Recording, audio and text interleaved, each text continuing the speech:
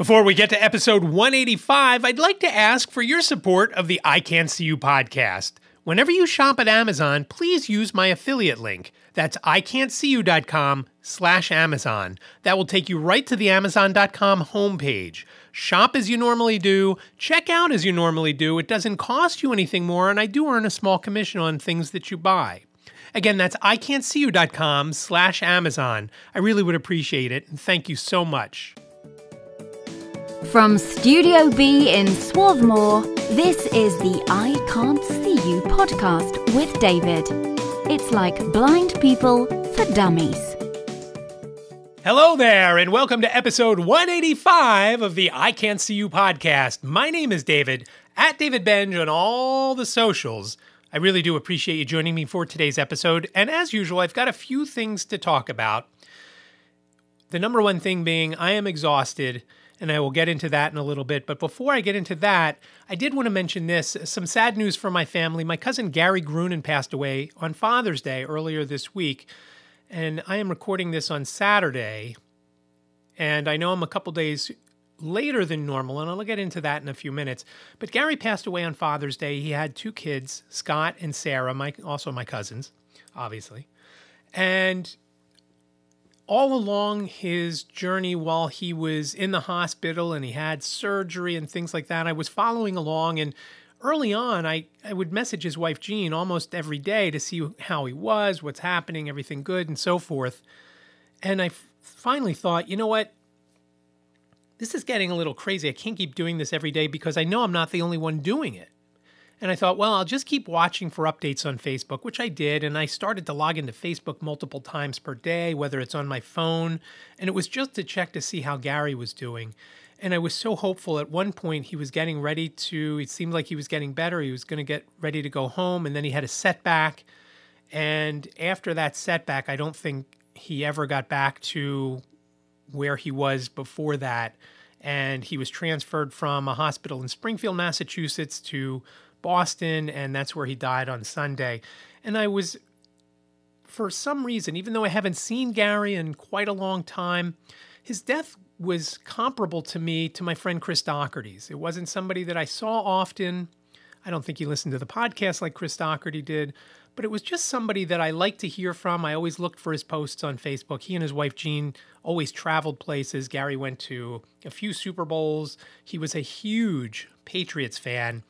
And the last back and forth, really long back and forth, was done last summer when the Eagles were playing the Patriots in a preseason game. And we started off talking about that, but it evolved into a few other things as we were going back and forth. And it was a great conversation. And he was actually giving me updates on the game because I was out on a walk with Ziggy and Liz. So it was kind of funny. He would say, oh, so-and-so just scored, or this just happened. And then we would go back to whatever we were talking about. And I really enjoyed that. And I had hoped at some point to get together with him. I even, long before he got transferred up to Boston, when he was in Springfield, I was looking at ways, how could I go visit him? I thought that would be nice to do, just to say hi. Again, it's a long way from where I lived to where the hospital was there in Springfield. He was originally from Pittsfield, Massachusetts, and that's where they lived.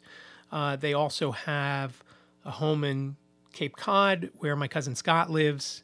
They don't live in the same house, but they live, I guess, close. I don't know how close. And then the cool thing is they inherited a place in Florida, and it was the same place that when my parents bought in Florida, my aunt and uncle bought in Florida, and they were the unit right above my parents. And every time I think of it, all I could think of is Building 109, Apartment 210 was my folks. And my Aunt Yetta and Uncle Keeve, Gary's parents, they were apartment 310. So it was always cool to be down there. When they would come down, I guess, when the kids were on spring break. And the one thing about Gary, all of my first cousins are older than me. My parents got married later. So most of my first cousins are between 10 and 18 years older than me. I don't think there's any younger, and I don't think there's any older. I guess there may be some older. But it was always great to see them when they were down there in Florida. We would visit when I was a kid. We would go up to Massachusetts, to Pittsfield, which I always loved doing to visit my aunt and uncles, two aunts, two uncles. That's where my Aunt Jane and Uncle Al also lived. Aunt Jane is who Jane is named after. And it was just always great to see them. They would come down and visit. Gary's brother Lenny, he would come down with his kids and wife to visit, and it was always great to get together with them. But I don't know why it has been, I don't want to say difficult, but again, because even though we were not really close, it just seemed like there was just something about it that I can't put my finger on to how it affected me. As I would say to Liz, I would tell Liz, I said, oh, here's what's going on with Gary today. I don't know that she ever met Gary. We've been married 32 years, so maybe she did. I don't know. I don't remember if it was probably back in the 90s. It was just sad to me. I was sad to hear it. I will post a link to his obituary in the show notes of this. The next item I wanted to get to is a little bit different and obviously not sad. I had a retina specialist appointment this past Monday. And my retina doctor, his name is Dr. Garg, and I love going to Dr. Garg because he's very thorough. He's somewhat animated when he goes through things, which I love. And he always, although this past time he doesn't, but he comes up with these phrases that stick with Liz and I. The first one he ever mentioned to me was cuckoo bananas. And so we say that all the time when something is really off craziness. And so I went to him. It was my yearly checkup, and I know that I had mentioned a couple of months ago that I had gone to see someone else in his office because he wasn't on before my cornea transplant surgery. And I went right before my appointment because I didn't want to have the cornea transplant if there was some sort of retina issue in there. And as I've mentioned before, I've got this line, this dark line, roughly at the horizon on my nasal side, down along the edge, just past what would be the south pole of my eye. And it's not huge and it's not really bothersome. To me, when I saw it, after talking to all these folks doing interviews on White Canes Connect, and when they talk about retina and some of the things they've noticed, it just made me nervous. He had a look and I explained everything to him. And I said, I'm just worried it's another detached retina and you got to go in and fix it and so forth and so on. And he checked and he checked. He kept looking and doing, and one of the,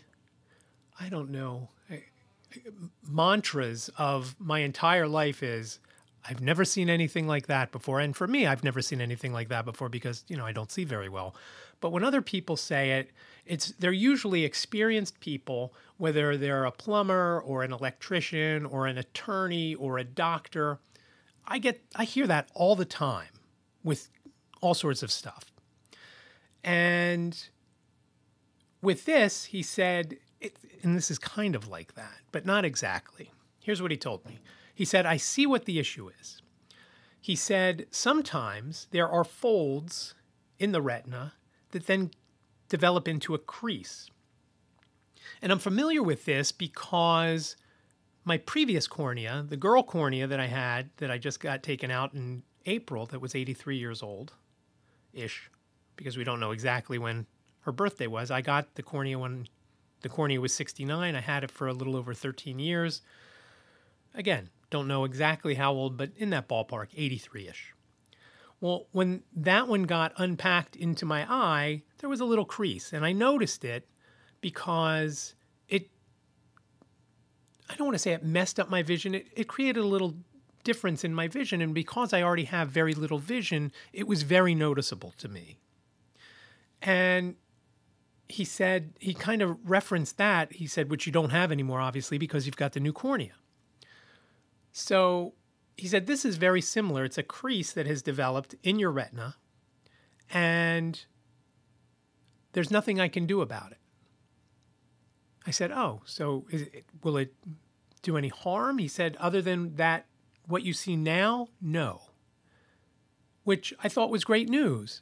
And then he said to me, he said this. He said, in 99% of patients that have this, no one ever mentions it. In fact, you may be the first one that has mentioned seeing something like this, especially in that part of your eye. And it was the equivalent, I thought, of I've never seen anything like that before. I just thought it was funny, and I started to laugh.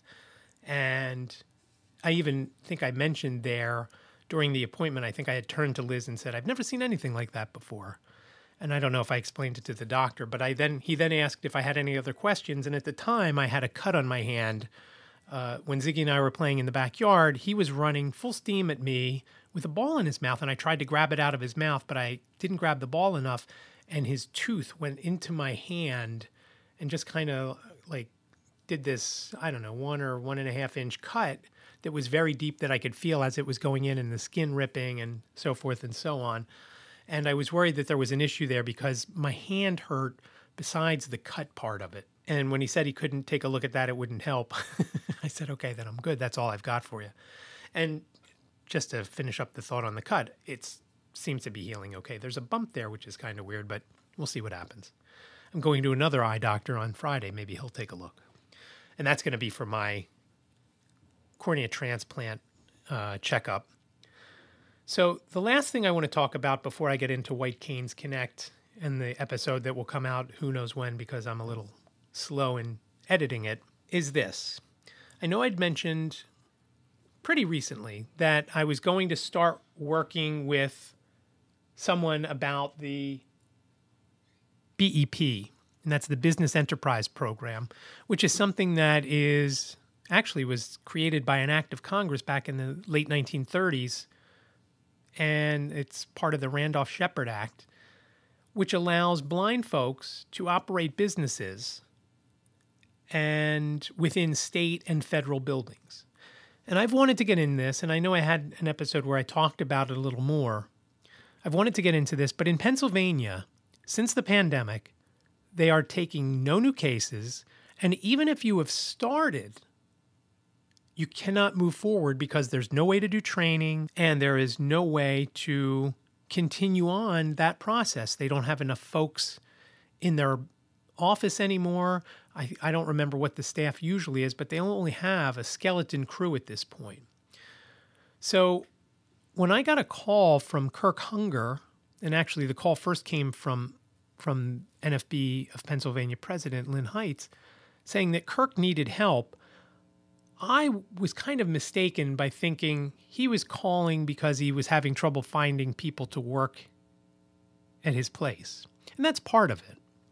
He needed more employees, but it was also done, it seems, to help me train and learn this business. And again, this business, which I have recently dubbed a blind bodega, because it basically is a small convenience store within the William Green Federal Building at 6th and Arch in Philadelphia.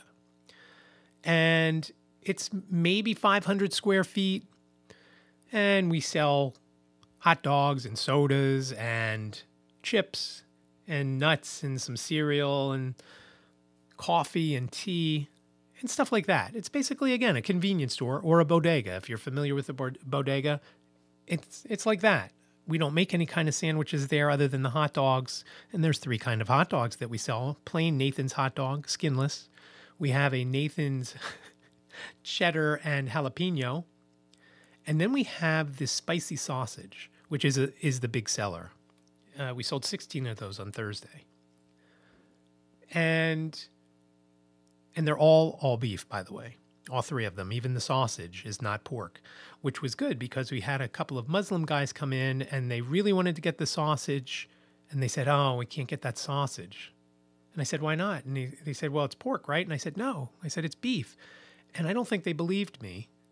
And the person who was training me happened to come up and I said to her name is Michelle. I said, Michelle, all these items are all beef. Is that correct? And she said, yes.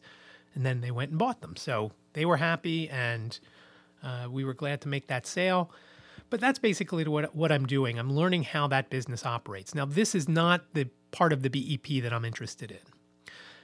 The other portion of Kirk's business is a vending business within the Green Building. Now, Kirk also has another location at the IRS building close to 30th Street Station in Philadelphia, also with a bodega and vending machines. I don't want any parts of the bodega, none at all. I'm not interested, although I have to tell you that I think it would be cool to serve more things they have this warmer that I was thinking, if we could get pizzas or something like that in there. Some people come in and look around and wonder, I'm just looking for something that I want. I don't know if that would work, but I'd love to try it. I'd love to see if it works. That and the fact I'd love to have Liz bake cookies or something and see if they would sell. Just because she loves baking stuff, and then I wouldn't have to eat them all, which is not good for me. I mean, they taste good, don't get me wrong. I like eating them, but I have to pace myself one a day. In fact, today, and again, I'm recording this on Saturday because the one I recorded on Friday, after editing it, I thought, you know what, I can't release that. It sucks.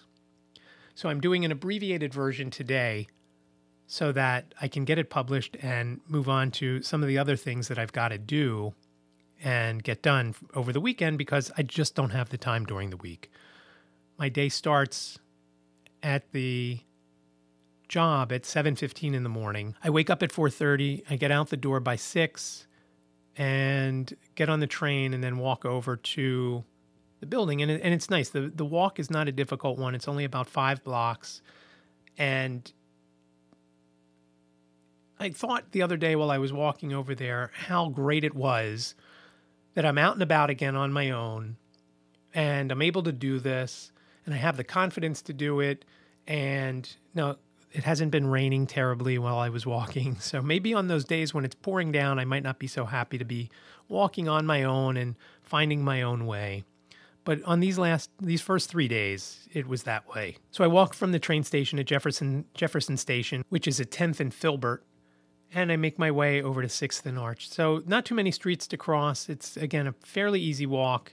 And again, I like being out on my own. And it's just been, the business itself is not difficult, but some aspects of it are. I can't see what the product is when they bring it up. I use the scanner and I sometimes can't find the barcodes. We actually sell these lollipops. I think they're Dum-Dums. I'm not quite sure. The barcode is on the stick.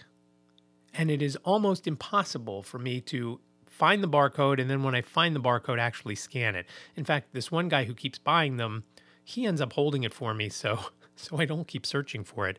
And it's a little bit faster that way. So I do all that, and I've learned how to do the hot dog machine, both in the back, and then I put the stuff in buns, and I put them in these aluminum sleeves, and put them in the warmer out front, and all that. And it's gone pretty well so far. Again, not happy with the hours, and it's a temporary, and when I say temporary, hopefully only a few months thing, because it's just pushing everything else back. I've got 2 websites that I'm working on, as I mentioned, and that doesn't include any of my own sites that I've been working on and trying to fix. iCantCU.com still needs to be 100% finished, which it's not. I should hopefully finish the Blind Tech Show site soon, and I'm working on another one called Flight for Sight. And then I've got, like I said, a few of my own that I want to work on, and that I've got to work on if I ever want to be out of the trading time for money and so forth. The other portion of the BEP, the one that I'm interested in, and now that Liz is done at Walden, is a vending business. And I would love to have a place that has vending machines, whether it's the rest stops along the interstates, whether it's in a state or federal building, where there's only a few stops. Liz and I can do it on our own. She would be the employee and obviously be able to drive, and we'd be able to load the machines ourselves. It's not something that you have to be at a specific time. It's not something where you have to have other employees, which I said that I never wanted again. And it's not something that, other than lifting the stuff, that's too difficult. You find the vendor for the product, you put the product in the machine.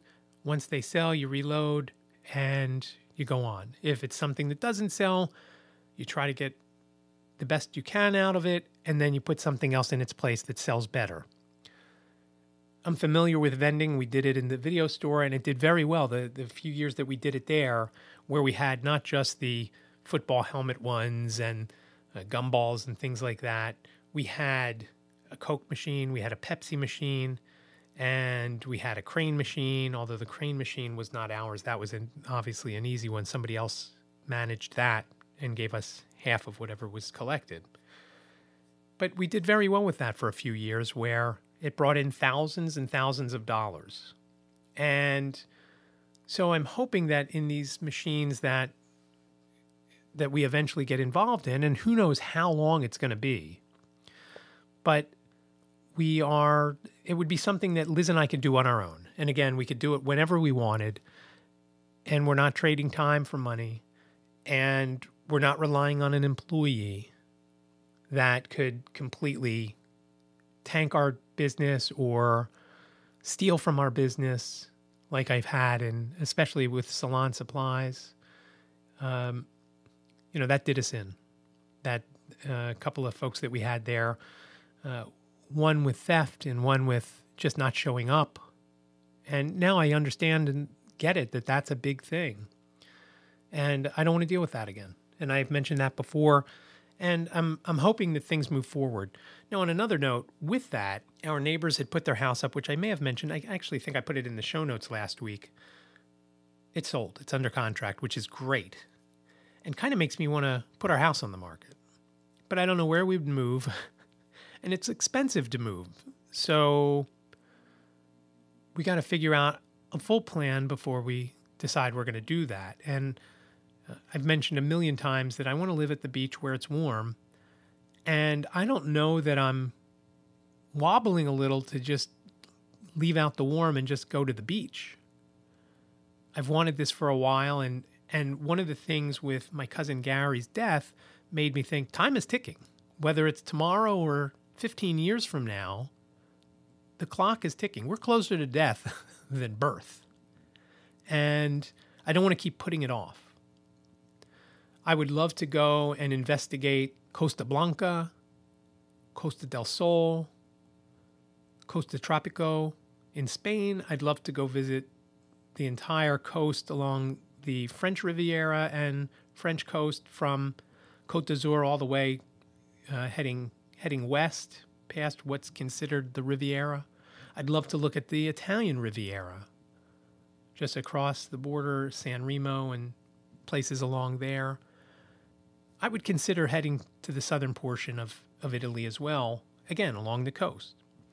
And I've been listening to a podcast that I somehow and soon will do this, especially since there's more time out of my house and more things that I'm hearing. I'm listening to this podcast called I'm Moving to Italy. And it's a great podcast. He's been doing it for 3 years. I'm only on episode 12 because I just found it a few weeks ago. And I've been going back and forth with the host. His name is Nathan. He does this thing called surrounding sounds, which I thought, why didn't I ever think of that? And I first got the idea when my friend Simon Bonenfant had talked about it when I noticed a picture of him on Facebook with his folks at a Phillies game. And I said, oh, were you listening to the play-by-play on your phone or on a radio or something? Is that what I saw? And he said, no, I'm recording stuff so that I could go back and listen and remember being at the event. And I thought that was very cool. And then I started, and it was right around the same time I started listening to I'm Moving to Italy. And I thought, wow, that is a great idea. Because one thing that I've always wanted to do while I'm out and about was video myself being out and about. Here's this blind guy walking down the street with the cane tapping, and maybe that would get annoying to some. In fact, yesterday when I was walking from work to the train, there was a lady with 2 kids. And I was not close to them, but I was within a few feet.